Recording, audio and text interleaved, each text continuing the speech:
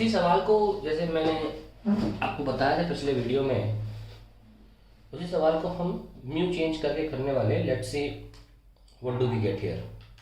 Procedure same रहेगा। आप समझ गए होंगे कि पहला स्टेप तो ये होता है कि हम इसको पहले ओवरऑल सिस्टम को मूव कराने की सोचते हैं। स्टेप वन होता है कंसिडर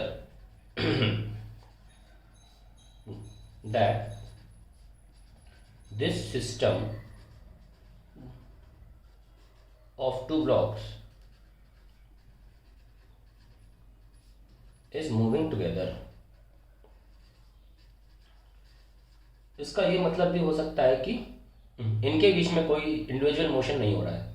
यानी कि हम ये मान के चल रहे हैं कि ये जो बीच का F होगा, जिसको हम सॉल्व कर सकते हैं 32 न्यूटन, कितना 4 × 3.2 × 10 32। तो ये जो 32 न्यूटन है ये पार नहीं होगा। ये फ्रिक्शन जो है 32 न्यूटन का ये नहीं पहुंचेगा अपनी स्लाइडिंग की कंडीशन पे, क्योंकि 32 न्यूटन पहुंचने नहीं दे रहे। सारे सवाल हम ये करेंगे हम कि मान के चलेंगे कि पहले सिस्टम ओवरऑल मूव कर रहा है, फोर्स कहीं भी लगे, यहाँ लगे यहाँ लगे, तो उसके लिए यहाँ पे फ्रिक्शन तो मायने रखना पड़ेगा, क्योंकि स्लाइडिंग यहाँ पे मानी जा रही है। तो considering sliding only here bottom पे, यहाँ नहीं।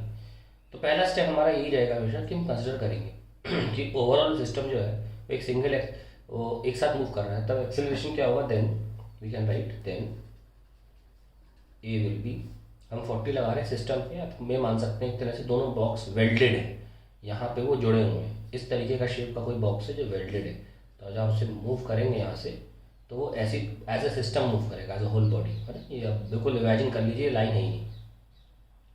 40 - 4 + 5 9 × 0.1 0.9 × 10 9 अपॉन, मतलब मैंने यहाँ का म्यू एन निकाला है, ठीक है। तो एफ बॉटम का या म्यू एन है म्यू × 90, तो आपको 9 दिख रहा है ना। डिवाइड बाय पूरा सिस्टम का mass, so you get 31/9 metre per second square.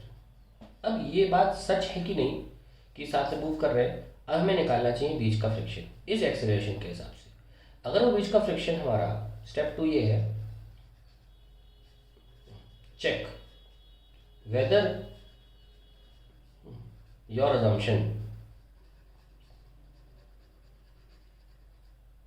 that for kg block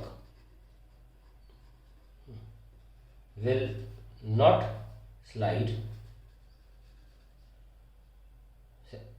over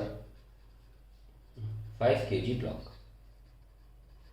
check कैसे होता है, तो ये जो फ्रिक्शन आप निकालेंगे बिटवीन 4 और 5, ये लेस देन एफ मैक्स होना चाहिए ऑफ 4 और 5।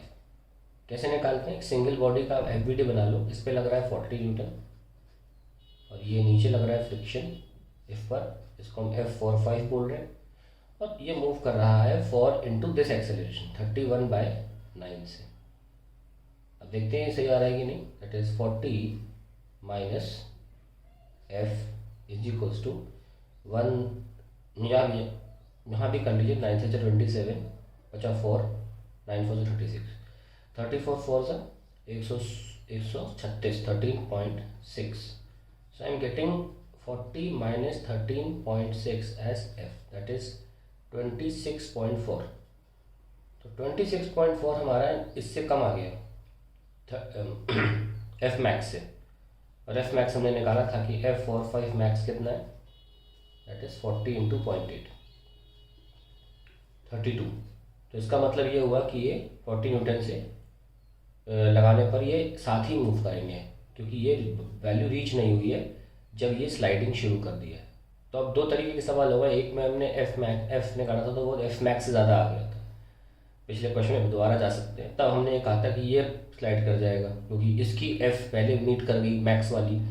इस बार ये हो रहा है कि इसकी F पहले मीट कर गई है। अब अगले कुछ सवालों में हम ये देखेंगे कि हम F क्या लगाएं। हम F देंगे ही नहीं, हम देखेंगे क्या F चाहिए एक्चुअली कि ये पहले स्लाइड कर जाए और ये बाद में करे। और ये भी हो सकता है, क्या होता है, ये पॉसिबल ही ना हो ऐसा होना। ठीक है, तो we'll see that in the next question.